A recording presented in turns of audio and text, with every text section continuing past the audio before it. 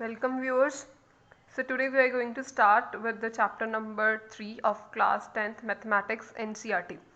The name of the chapter is pair of linear equations in two variables.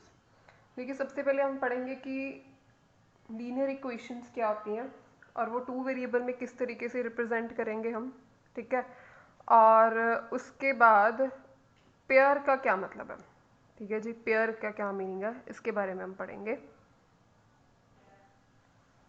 देखिए कोई भी जो linear equation है ना टू वेरिएबल में, कुछ हम इस तरीके से हम उसको रिप्रेजेंट करते हैं A X plus B Y plus C equals to zero, जिसमें कि जो ये ए बी और सी जो है ना, ठीक है, ये तो सबसे पहले ये जो तीनों है दीज आर द कॉन्स्टेंट्स, और ये तीनों के तीनों क्या होने चाहिए, रियल नंबर्स होने चाहिए, ठीक है। और ए और B should not be both zero, मतलब एक साथ दोनों चीज़ें जो है वो ज़ीरो नहीं होनी चाहिए। सबसे पहले तो मैं आपको एक चैप्टर का जो मीनिंग है वो बता देना चाहती हूँ कि इट इज़ हैज़ की pair of linear equation in two variable. Pair का मतलब होता है कि कोई दो चीज़ें, ठीक है ना, कोई दो चीज़ें, जैसे हम पेयर ऑफ शूज़ कहते हैं, ठीक है, दो चीज़ें। तो पेयर किसका है यहाँ पे, लीनियर इक्वेशन। लीनियर इक्वेशन का क्या मतलब होता है कि जिसमें कोई भी जो भी आपके पास वेरिएबल हम ले रहे हैं, जैसे हम यहाँ पे दो वेरिएबल्स ले रहे हैं, ठीक है, इन टू वेरिएबल्स। दो वेरिएबल्स का मतलब एक्स और वाई मैंने लिए, यहाँ पे दो वेरिएबल्स हैं। अब लीनियर इक्वेशन का क्या मीनिंग है कि जो वेरिएबल्स मैंने लिए ना उसकी पावर और उसकी जो डिग्री है ना वो क्या है, वन है, ठीक है। यहाँ पे एक्स की डिग्री भी, यहाँ पावर भी वन और वाई की पावर भी वन। तभी हम इसको क्या बोलेंगे कि these are the linear equations. Equation अब क्यों बोलेंगे, क्योंकि यहाँ पे इक्वल टू का साइन है। जब इक्वल टू का साइन हम इसको किसी चीज़ के इक्वल कर देते हैं, ठीक है, तो वो इक्वेशन बन जाती, इक्वल टू ज़ीरो, ठीक है। पेयर मीन्स दो चीज़ें, दो यानी कि दो इक्वेशंस हैं, दो लीनियर इक्वेशंस हैं और दो वेरिएबल्स में है वो, ठीक है। अभी मैं आपको जनरल बता रही हूँ कि लीनियर इक्वेशन और टू वेरिएबल, एक को हम उसके बारे में स्टडी करेंगे, फिर हम दो का लेके पेयर ऑफ लीनियर इक्वेशन लेके उसके बारे में आगे पढ़ेंगे, ठीक है। सबसे पहले देखिए कि pair of linear equation in two variables, ठीक है, it is of the form this. ऐसी फॉर्म की होती है, ए बी सी क्या है, कांस्टेंट है और ये रियल नंबर्स ही होने चाहिए, और ए और बी इकट्ठे ज़ीरो नहीं आने चाहिए। इकट्ठे ज़ीरो ना आने का क्या मतलब है कि एक एक बार आ सकता है कि यहाँ एक बार ज़ीरो, ए ज़ीरो हो जाए तो बी ज़ीरो नहीं है, ठीक है, या बी ज़ीरो है तो ए ज़ीरो नहीं है, इस तरीके का हो सकता है। बट अगर इकट्ठे ज़ीरो आ गए, मान लो अगर इकट्ठे ज़ीरो आ गए तो यहाँ पे ए की जगह पे zero X plus zero Y, C मान लीजिए आपके पास है थ्री, तो थ्री इक्वल टू ज़ीरो, तो ये आ जाएगा मेरे पास थ्री इक्वल टू ज़ीरो। तो ये क्या, थ्री इक्वल टू ज़ीरो, ये क्या है, this is a false statement, ये एग्जिस्ट ही नहीं करती है। थ्री कभी ज़ीरो के इक्वल नहीं हो सकता ना। तो अगर इस तरीके का हो जाए तो हमारे पास एक फॉल्स स्टेटमेंट जो है ना वो आ जाती है। इसलिए हम क्या करते हैं कि ए और बी दोनों एक साथ ज़ीरो नहीं होने चाहिए, ठीक है। तो हम इस चीज़ को इस तरीके से भी रिप्रेजेंट कर सकते हैं कि where A square plus B square should not be equal to zero. इसकी ये कंडीशन इम्प्लाई करते हैं, ए और बी दोनों इकट्ठे ज़ीरो नहीं हो सकते। दिस इम्प्लाइज कि A should also not be equal to one, B is not equal to, इकट्ठे ज़ीरो नहीं है, इसका मतलब ये है, ठीक है जी। अब नेक्स्ट बात आती है कि अगर लीनियर इक्वेशन हमारे पास है, ठीक है, कुछ इस तरीके से A X plus B Y plus C, ठीक है, लीनियर इक्वेशन है इन टू वेरिएबल्स। अब ये तो एक जनरल मैंने लिया, दिस इज द जनरल, ठीक है, ये A B C real numbers हैं। अब बताओ कि इस जनरल जनरल लीनियर इक्वेशन से कितनी लीनियर इक्वेशंस आप बना सकते हो, ठीक है। देखिए हम इसके साथ infinite linear equations in two variables बना सकते हैं। वो कैसे, क्योंकि देखिए कि ये यहाँ पे मुझे ए और बी और सी की वैल्यू से पुट करनी है, ठीक है। और ए बी सी क्या है, रियल नंबर्स, और आपको पता है कि रियल नंबर्स क्या होते हैं, इनफाइनाइट, रियल इनफाइनाइट होते हैं। तो यहाँ पे जब भी मैं ए और बी सी की वैल्यूज पुट करूँगी तो यानी कि मैं यहाँ पे ए और बी सी की इनफाइनाइट वैल्यूज़ को पुट कर सकती हूँ, ठीक है। अगर मैं इसकी इनफाइनाइट वैल्यूज़ को पुट करूँगी तो मेरे पास तो इनफाइनाइट लीनियर इक्वेशंस जो है यहाँ पे बन सकती हैं। तो इसलिए आपको ये याद रखना है यहाँ पे दिए वाला पॉइंट कि there can be infinite linear equations in two variables, ठीक है। अभी ये जैसे यहाँ पे मैं पुट कर दूँ, ए को मैं थ्री पुट कर दूँ, बी को मैं टू पुट कर दूँ, ठीक है, और सी को मैं फाइव पुट कर दूँ, तो ये लीनियर इक्वेशन क्या बन जाएगी, three A plus two Y plus five is equal to zero. So this is one of the linear equation in two variables, ठीक है। यहाँ पे ए और बी की जो वैल्यू है वो नॉट इक्वल टू ज़ीरो है। So next we are going to talk about the solutions of the linear equations in two variables. ठीक है, देखिए आपने ये जो linear equations in two variables है ना, ये 9th क्लास में भी आपने कुछ इस तरीके की इक्वेशंस पढ़ी हुई हैं। आपने ये इक्वेशंस पढ़ी है और उसके आपने ग्राफ्स भी ड्रॉ किए हुए हैं। ठीक है, तो आपने वो भी फाइंड आउट किया हुआ है कि इसके सोल्यूशंस जो हैं कैसे निकालते हैं और नंबर ऑफ सोल्यूशंस भी इसके फाइंड आउट किए हुए हैं आपने। ठीक है, तो 9th क्लास में अपने आपने जो सोल्यूशन फाइंड किए थे वो किस तरीके से फाइंड आउट किए थे। जैसे कि अगर मैं कहूँ कि let x equal to 0 and y equal to 2, ठीक है, तो आप यहाँ पे x equal to 0 and y equal to 2 की वैल्यू को पुट करेंगे तो कैसे आएगा, देखिए 2 0 प्लस 3 टाइम्स 2, ठीक है, तो 2 प्लस 3 इंटू 5, तो यहाँ पे मेरे पास क्या आ गया, left hand side is equals to right hand side. कुछ आपने इस तरीके से आपने जो है इसके सोल्यूशंस फाइंड आउट किए हैं। ठीक है, सोल्यूशन फाइंड आउट करने का मतलब क्या होता है, सोल्यूशन का मतलब ही क्या होता है कि आपने x और y की ऐसी वैल्यूज, ठीक है, जो x और y की values that satisfy the linear equation, यानी कि सोल्यूशन फाइंड करने का, किसी भी लीनियर इक्वेशन के सोल्यूशन फाइंड करने का मतलब होता है कि हमें उसके x और y की ऐसी वैल्यूज चाहिए जो कि हम उस इक्वेशन में पुट करें तो लेफ्ट हैंड साइड जो है हमारे पास राइट हैंड साइड के इक्वल आ जाए। ठीक है, और सोल्यूशन फाइंड करने का मतलब ही यही होता है कि हमें x और y यानी कि अननोन वेरिएबल्स जो वहाँ पे मेरे पास हैं उनकी वैल्यूज को फाइंड करना, सोल्यूशन फाइंड करना, और जिसके साथ मेरे लेफ्ट हैंड साइड जो है वो राइट हैंड साइड के इक्वल आ जाए। यानी कि अब लेट अस सपोज कि अगर मैं यहाँ पे करूँ कि पुट करो x इक्वल टू 1 और y भी इक्वल टू 1, इस इक्वेशन में अगर मैं पुट करूँ x equal to 1 and y equal to 1, तो ये आएगा 5 जो है 6 के इक्वल नहीं है। ठीक है, तो मैं यहाँ पे क्या कहूँगी कि ये 1 और 1 is not a solution of given equation. तो ये सोल्यूशन था ना, यहाँ पे इसको 0 और 2 पुट करने से ये मेरे पास इक्वेशन सेटिस्फाई हो गई थी। सो 0 and 2 is the solution of given equation. ठीक है, अगर हम इसका कोई और सोल्यूशन निकालने की कोशिश करें, लेट अस सपोज कि और निकालते हैं। देखो अगर मैं यहाँ पर पुट कर दूँ x equal to 3 and y equal to 0, let us say, ठीक है, x equal to 3 and y equal to 2 के साथ निकाल के देखते हैं। ये इसी इक्वेशन में पुट कर रही हूँ मैं, x की जगह पे 3 पुट किया, 3, y की जगह पे 0 equal to 6, 2 3 is 6 equal to 6, left hand side right hand side के आगे इक्वल। ठीक है, so in this way I can also say that कि यहाँ पर एक तो ये बात, और यहाँ पे मैंने पुट की है 3 और 0, 3 and 0 is the solution of given linear equation। ठीक है जी, ये दोनों सोल्यूशन है, मतलब यानी कि 0 और 2 भी जो है इस इक्वेशन का सोल्यूशन है, और 3 और 0 भी क्या है, इस इक्वेशन के सोल्यूशन है। क्यों सोल्यूशन है, क्योंकि ये गिवन इक्वेशन को सेटिस्फाई कर रहे हैं। इन दोनों पॉइंट्स को पुट करने पर मेरे पास जो है equation left hand side equal to right hand side आ जाती है। ठीक है जी, और आपने 9th क्लास में एक और बात भी की है, जब आपके पास ये दो सोल्यूशन आ जाते थे आप इसको ग्राफिकली रिप्रेजेंट कर देते थे। ठीक है, यानी कि इस लाइन का आपने ग्राफ बनाना सीखा हुआ है। ठीक है, अब मैं I am going to draw one of the graph of this equation. ठीक है, फिर नेक्स्ट बताते हैं आपको। देखिए अभी मैंने आपके साथ इस इक्वेशन के दो सॉल्यूशंस को डिस्कस किया कि ये दो सॉल्यूशंस मैंने कैसे फाइंड आउट किए, क्योंकि ये दो वही वाले पॉइंट्स हैं जो इस इक्वेशन को सेटिस्फाई करते थे। अब ग्राफिकली मैं इसको किस तरीके से ड्रॉ करूंगी, देखिए 3 0 और 3 0 वाला पॉइंट, 3 ऑन एक्स एक्सिस यानी कि 3 यहाँ से लिया और y का 0, तो यही वाला पॉइंट आ जाएगा 3 0। ठीक है, और अगर मुझे 0 और 2 लेना है, 0 और y का 2 यानी कि ये वाला पॉइंट, दिस इज 2 एंड 0। अब मैं इसको ज्वाइन कर रही हूँ,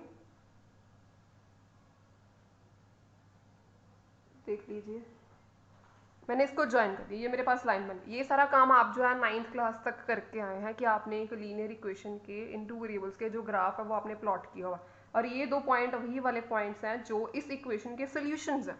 ठीक है, अब एक बात आप ध्यान से सुनिए और नोट कीजिए आप ये बात को, ये जो पॉइंट्स इस लाइन के ऊपर लाई कर रहे हैं, लाइन के ऊपर है ना ये दो पॉइंट्स 2 0 एंड 3 0, और हमें पता है कि ये दो पॉइंट्स क्या है, सोल्यूशन है। इस इक्वेशन के सॉल्यूशंस हैं हमें अभी फाइंड किए, क्योंकि ये दोनों पॉइंट्स इस इक्वेशन को सेटिस्फाई कर रहे थे। तो अब इस बात से हम एक और कंक्लूजन क्या निकालते हैं, अब ये पॉइंट ध्यान से सुन लीजिए कि जितने भी पॉइंट्स किसी लाइन के ऊपर लाई करते होंगे, ठीक है, जितने भी पॉइंट्स किसी लाइन के ऊपर लाई करते होंगे, वो सारे के सारे पॉइंट्स क्या होंगे, इस लाइन का सॉल्यूशन होंगे। मैं फिर से बता देती हूँ, all points on line will be the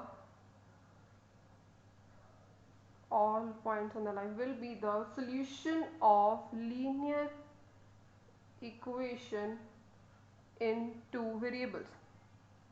ठीक है, जितने भी पॉइंट्स यहाँ पे 2 लिए, कोई 3 भी आ सकते थे, कोई 4 भी आ सकते थे, तो जितने भी वो पॉइंट्स मेरे पास आएंगे, ठीक है, वो सारे के सारे क्या होंगे, इस इक्वेशन का इस लीनियर इक्वेशन का सॉल्यूशन होंगे। ठीक है, और वाइस वर्सा, यानी कि मैं इसे अगर ऑपोजिट बात को मैं अगर डिस्कस करूँ, ऑपोजिट मतलब रिवर्स कंडीशन ले लूँ, तो रिवर्स में क्या आएगा, मैं इसको कुछ इस तरीके से भी लिख सकती हूँ कि all solutions will lie on the line, कि जितने भी सॉल्यूशन आएंगे, ठीक है, वो भी क्या होंगे, लाइन के ऊपर लाई करेंगे। अब एक बार फिर से ध्यान से सुन लीजिए, मेरे पास एक लाइन है, मैंने उसके 2 सॉल्यूशन निकाले हैं। ठीक है, यहाँ अगर मेरे पास पहले सोल्यूशन आया तो आपने ये बात याद रखनी कि जो जितने भी आपके पास सोल्यूशंस आए हैं वो सोल्यूशंस उस लाइन के ऊपर लाई करेंगे, यानी कि all solution will lie on the line.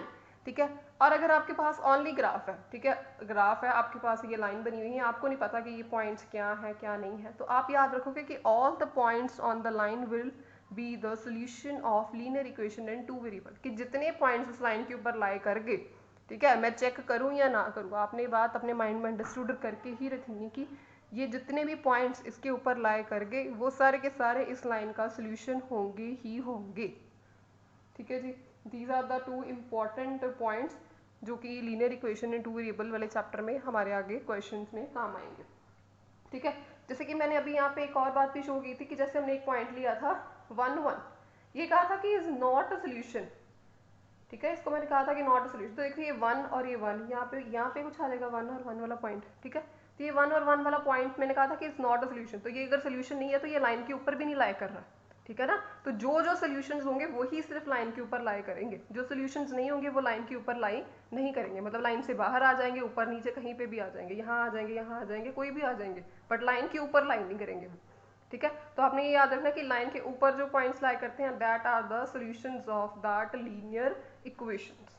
ठीक है, so next we are going to discuss about the, अभी मैंने एक लीनियर इक्वेशन को आपके साथ डिस्कस किया, but this chapter is about the pair of linear equation and 2 variable. तो अब आगे हम पेयर ऑफ लीनियर इक्वेशन की बात कर रहे हैं।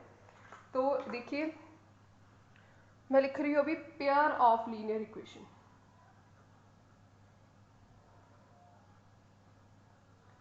Pair of linear equation in 2 variables. ठीक है, तो अब अगर मुझे पेयर लेना है, ठीक है, पेयर का मतलब है 2 लेनी है। अब मैंने एक इक्वेशन को डिस्कस किया आपके साथ, तो अब मेरे पास मैंने 2 इक्वेशंस लेनी है। 2 इक्वेशंस किस तरीके के लेंगे, आपने मेरे जनरल इक्वेशन को डिस्कस किया ax plus B Y plus C equal to 0। ठीक है जी, अगर हम मुझे एक और इक्वेशन लेनी है तो वो भी मैं कुछ इस तरीके से लूँगी, तो ये तो सेम हो जाएंगी, इन दोनों में फ़र्क नहीं आएगा। तो इनको डिफ्रेंशिएट करने के लिए मैं क्या कर रही हूँ, यहाँ पे x1 लिख रही हूँ, यहाँ पे y1, यहाँ पे c1, ये x2, ये y2, ये c2, सिर्फ इसको डिफ्रेंशिएट करने के लिए कि पता लग जाए कि 2 इक्वेशन है। यहाँ पे वेयर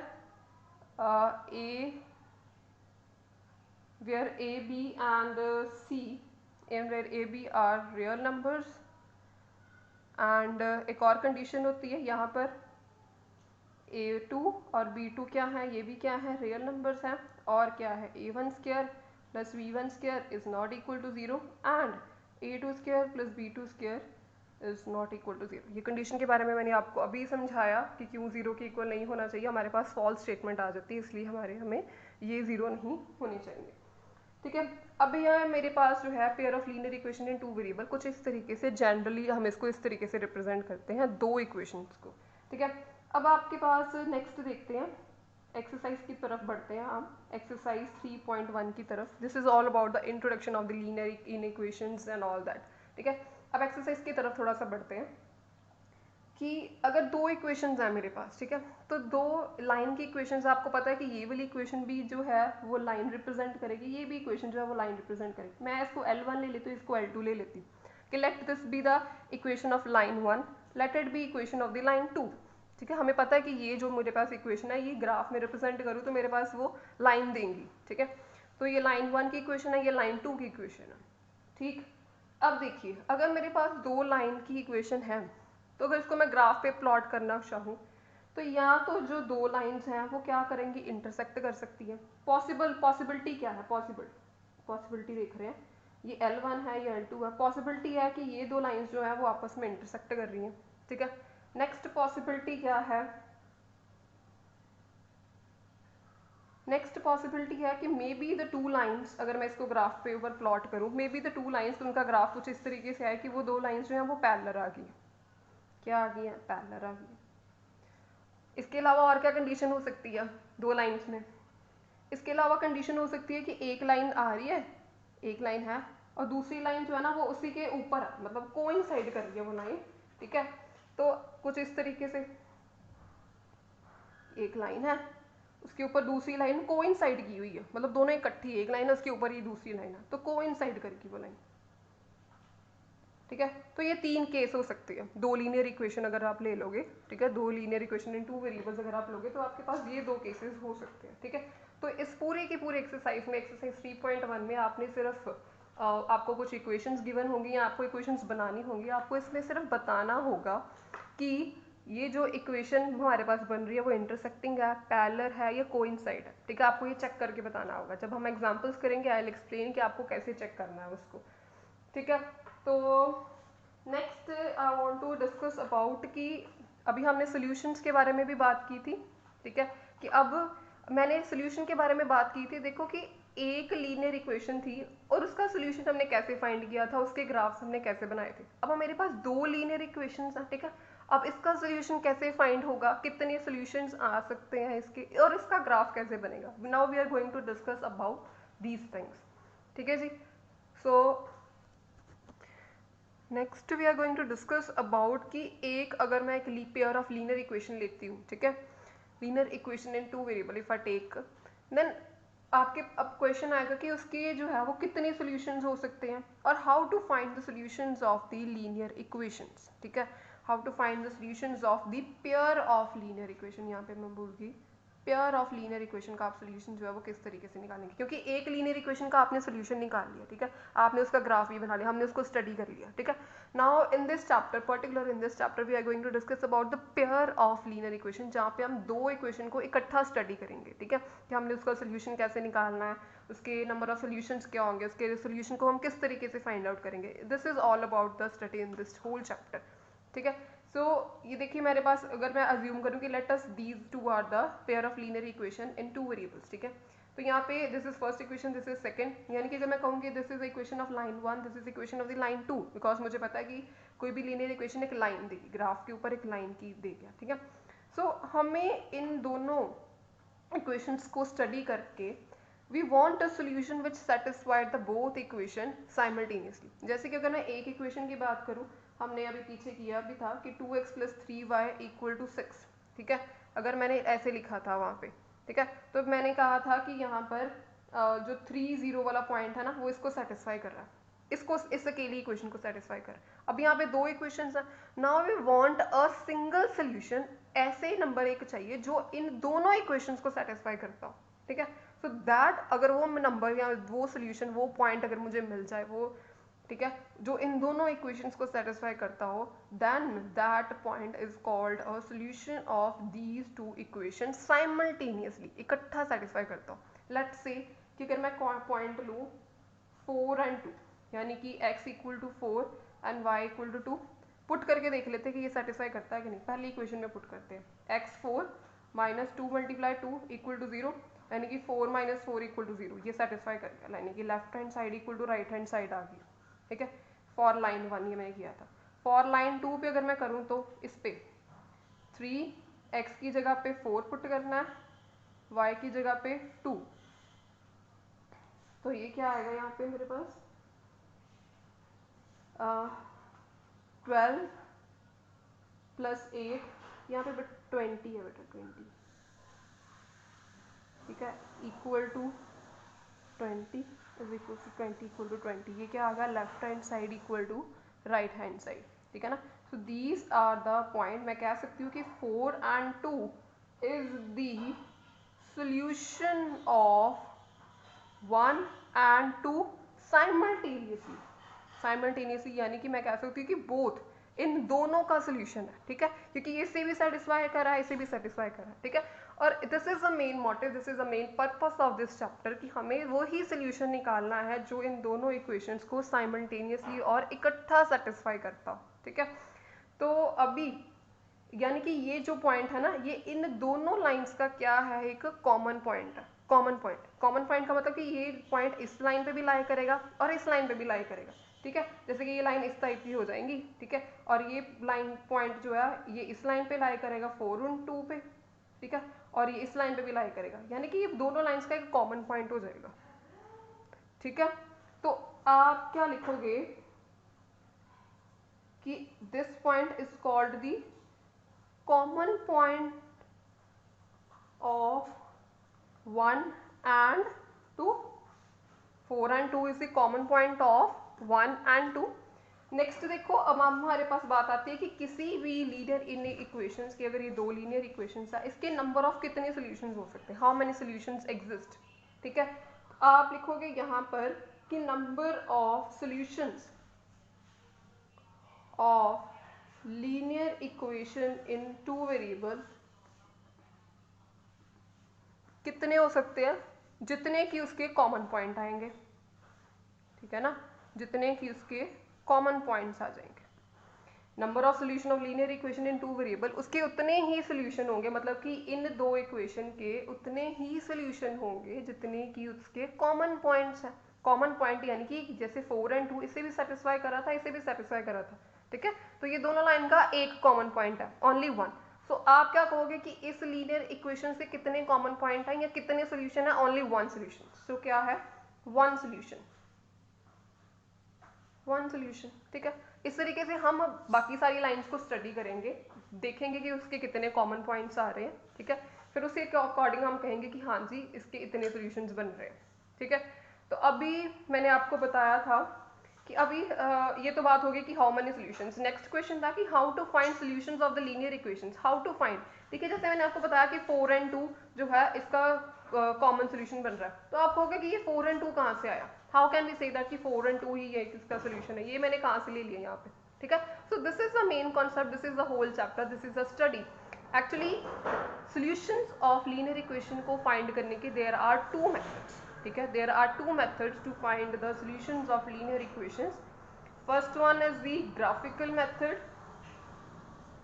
ठीक है, and second one is the algebraic method, ठीक है। इन दोनों मेथड के बारे में हम पूरे के पूरे डिटेल चैप्टर में इसमें पढ़ेंगे कि ग्राफिकल मेथड की हेल्प के साथ हम इसका सोल्यूशन कैसे फाइंड करेंगे और अलजेब्राइक मेथड की हेल्प के साथ हम इसका सोल्यूशन जो है वो किस तरीके से वो फाइंड आउट करेंगे, ठीक है।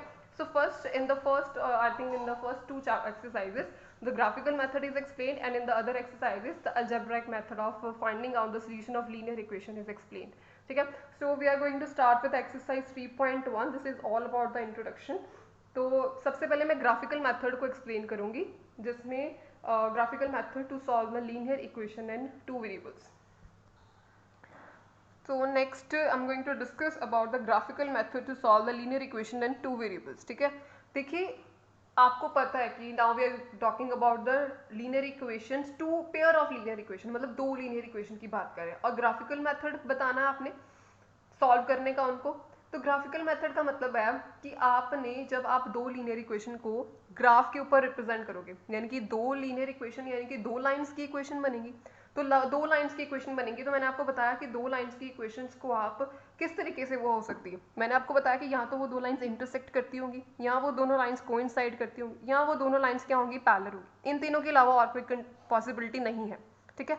So when the two lines intersect, तो व्हाट अबाउट द, हमने इसके सोल्यूशन निकालने, वही हमने बताना है कि अगर लाइन इंटरसेक्ट करे तो क्या सोल्यूशन होगा, अगर लाइन कोइंसाइड करे तो क्या सोल्यूशन होगा और कितने सोल्यूशंस होंगे, पैरेलल है तो क्या और कितने सोल्यूशंस होंगे, ठीक है। इन the first exercise this is the main concept, आपको एक्सरसाइज वर्क में यही सॉल्व करना है, एग्जाम्पल्स में यही बताना है, ठीक है। सो ध्यान से समझ लीजिए इसको। When the two lines intersect, ठीक है, मैंने आपको बताया था कि अगर दो लाइंस इंटरसेक्ट करती हैं या कोई भी कंडीशन होती है ग्राफ में, हम उसके क्या देखते हैं, कॉमन पॉइंट देखते हैं। जिस भी लाइन के ग्राफिकली जितने कॉमन पॉइंट्स होते हैं उसके उतने ही सोल्यूशंस होते हैं। जैसे कि मैंने अभी आपको बताया कि 4 and 2 is one of the common point of the both of the equation, दोनों इक्वेशन का एक कॉमन पॉइंट था, ठीक है, तो वो सोल्यूशन बन गया। अब इन दोनों लाइन का अगर लाइन इंटरसेक्ट कर रही है तो उसका कॉमन पॉइंट क्या आएगा, एक ही कॉमन पॉइंट आएगा। नाउ इसका क्या होगा, वन कॉमन पॉइंट, ठीक है। Now it is having one common point, तो इसका क्या आएगा, वन यूनिक सोल्यूशन। जितने कॉमन पॉइंट होंगे उतने ही इसके सोल्यूशन होंगे, यानी कि वन यूनिक सोल्यूशन, एक ही सोल्यूशन होगा, एक ही बार इंटरसेक्ट करिए तो एक ही सोल्यूशन होगा, ठीक है। ये आपको याद रखना। Find the when the two line coincide, अगर एक लाइन दूसरी लाइन के ऊपर कोइंसाइड कर रही है, जैसे देखो अगर एक लाइन है, ठीक है, L1 है मान लो, इसके ऊपर एक और लाइन आ गई, एक और लाइन आ गई यहाँ पे, ऐसे ही बनाया ना मैंने इसको, एक और लाइन आ गई यहाँ पर, तो L1 और L2, ठीक है, एक लाइन के जो भी पॉइंट्स होंगे वो दूसरी लाइन के पॉइंट्स जो भी आएंगे, है ना, उसके साथ तो वो मैच कर जाएंगे, कोइंसाइड कर जाएंगे, मतलब एक के ऊपर एक और पॉइंट आ जाएगा। जैसे कि यहाँ पे मैं कहूँगी एक ये पॉइंट आ गया, कि ये पॉइंट आ गया, एक ये पॉइंट आ गया, जहाँ जहाँ पे वो कोइंसाइड करेगा ना, जहाँ जहाँ पे एक लाइन दूसरी लाइन के ऊपर आएगी तो वो दोनों पॉइंट्स तो मैच कर ही जाएंगे एक दूसरे के साथ, ठीक है। तो ऐसे ही जितनी बड़ी लाइन होगी, जितने भी उसके पॉइंट्स होंगे, एक लाइन है, एक लाइन के ऊपर तो इनफाइनाइट पॉइंट्स होते हैं, ठीक है, एक लाइन के ऊपर इनफाइनाइट पॉइंट्स होते हैं, इनफाइनाइट रियल नंबर्स है, ग्राफ के ऊपर अगर आप रिप्रेजेंट करो तो इनफाइनाइट पॉइंट्स होते हैं एक लाइन के ऊपर, और अगर दूसरी लाइन भी है उसके ऊपर भी इनफाइनाइट पॉइंट्स है, तो सोल्यूशंस कितने होंगे, कॉमन पॉइंट देखने ना, तो इसके इसके कॉमन पॉइंट कितने होंगे, इसके तो इनफाइनाइट कॉमन पॉइंट्स बन जाएंगे, ठीक है ना, कि एक लाइन दूसरी लाइन के ऊपर इनफाइनाइट टाइम्स को मतलब मीट कर रही है, तो इसके क्या हो जाएंगे, infinite common points. Infinite common points है तो सोल्यूशन भी कितने बनेंगे, इनफाइनाइट सॉल्यूशंस, इनफाइनाइट सॉल्यूशंस, ठीक है जी। सेकंड बात होगी ये वाली हमारी। अगर दो लाइंस मान लो पैरेलल है, यहाँ पर पैरेलल है, इसका कॉमन पॉइंट बताइए, कोई भी कॉमन पॉइंट नहीं है बेटा जी यहाँ पे इसका। अगर दो लाइंस पैरेलल है तो वो पैरेलल है, ये लाइन और ये लाइन, इसका आपस में कोई भी कनेक्शन नहीं है, ठीक है, और आपस में किसी भी पॉइंट पर ये मीट नहीं कर रही है, मीट नहीं कर रही है तो यानी कि इसका कोई भी कॉमन पॉइंट नहीं है, यानी कि इसका no common point, no common point है तो क्या होगा इसका, नो सोल्यूशन, ठीक है जी। अब आपने ये बातों को याद रखना है for solving the graphical solution of the linear in equations in two variables, ठीक है। और एक और बात, अगर आपके पास कुछ इस टाइप का अगर ये आएगा, अगर लाइन इंटरसेक्ट कर रही है, यूनिक सोल्यूशन आ रहा है, अगर लाइंस कोइंसाइड कर रही है और इनफाइनाइट सोल्यूशंस आ रहे हैं, इन दोनों को हम कहते हैं consistent system of equations, consistent system of equations, ठीक है। और अगर आपके पास ये केस आ रहा है, ये वाला पैरेलल वाला, ठीक है, इसको हम बोलते हैं inconsistent system of equations, inconsistent system of equations. इसके बारे में हम नेक्स्ट एक्सरसाइज में भी पढ़ेंगे, पर आपको फिर भी पता होना चाहिए कि these two are the case of the consistent system of equations and this is the case of the inconsistent system of the equations. So I think this is whole about the concept of the linear equations in two variables, and next I'm going to do with some of the examples to find out the linear solution of the linear equation in two variable by graphical method. First exercise is all about the graphical method to solve the linear equations, ठीक है जी।